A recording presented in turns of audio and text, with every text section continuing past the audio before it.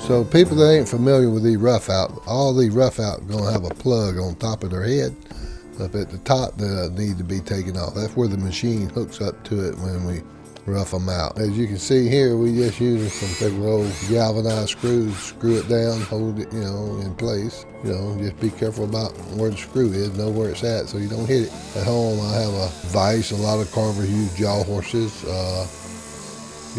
See, we already got the plug off, and now we're trying to finish putting the neck feather and head feathers on.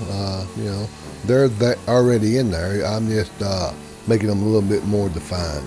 You can see them already in there, but I'm just making them a little deeper. A little bit of, toe work, a little feather work around his feet there a little bit. I hit his primary wing feathers with the saw a little bit, but as far as the chest feathers and everything, they show up on this type of model real good. Sometimes I'll, run over it with the saw a little bit and give it a little more sharper angles, but a lot of carvers just sand them up from where they're at. They show up well that way too.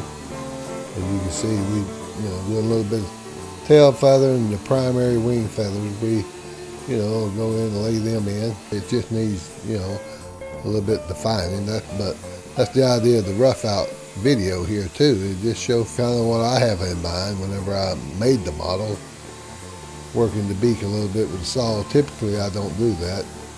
If you wanted to define the claws real sharp and all that stuff, you could take your Dremel and, spend a little time there, and you can, shape them on out with real sharp talons and all. It just take you about, an extra 5-10 minutes.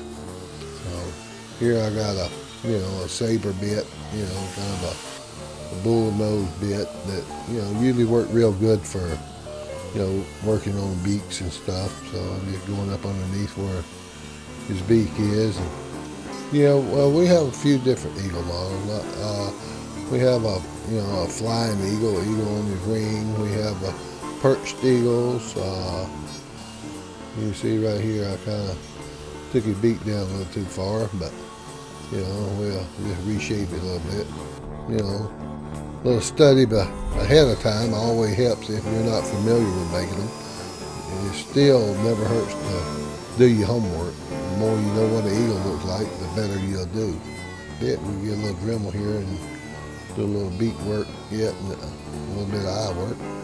This is the exact same bit I used on the bear, but different size animals, you have different size eye tools. Especially on the eagle, if you looked at a true eagle, he got more of a yellow eye with a black iris, but being he got a white head and we just do it a burn, the black eye stands out against the white head real good, so that works.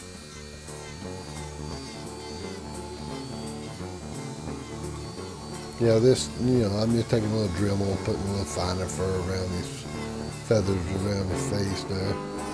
But, like I say, this is all real quick work. Do a little toe work, trying to get his claws, I didn't do much to his claws, more than that showing the joints on his toes. You'll learn which way the tools seem to work best. We're through with all the saw work there. We just gonna do a little quick sand, and we'll throw a little fire to him and see if we can't get him colored up.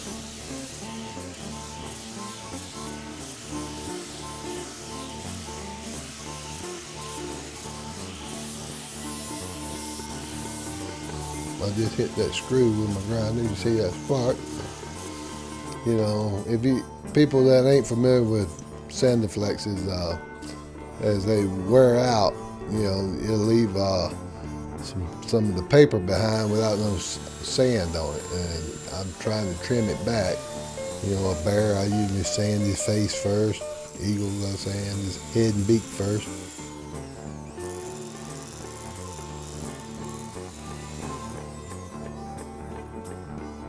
So we're gonna try this fire again.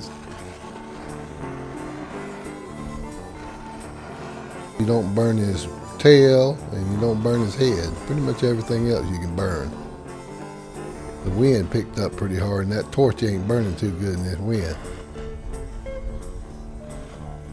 Yeah, most of the eagles we leave on the burnt side. I mean, I prefer a burnt eagle over a painted eagle, but a lot of carvers do paint them, so it's really, you know, whatever, you know, preference they like. Well, we make these eagles here in 4 different sizes. We make them 6, 7, 8, and 9 inch in diameter, and then their height range anywhere from probably about 18 inches to 30 inches in height. I would say the bigger ones are the most popular. I'm going to try to beat some of this sawdust off. Like I say, there ain't much sandpaper on this thing right now. I'm pretty much just brushing it. But, you know, the fire helps soften him up a little bit too, so it looks a little more gentle. Okay, we about got him done now. We're going to unscrew him and use him off there. I'll probably sand him up a little bit more around the base. Touch up his tail from a little bit of overburn. So I'm just trying to touch up his tail there a little bit where I wasn't too good with the torch. Clean up the bottom of the carving where the screws was. Yeah, generally I would say the eagle is just about as quick or quicker than any of the bears. It's just, you know, like I say, when I'm at home set up doing lots of them, I have all my tools already set up and I ain't swapping bits and all this stuff, and that cuts my time down by a lot. We have about probably 30 or 40 different models now. You know, online you can go and, you know, check it out, see if there's anything that strikes your interest. And out of them, you know, 30, 40 models we got, you can get them in 4 different sizes. So, you know, they're pretty wide range of things, and we're adding new models every day.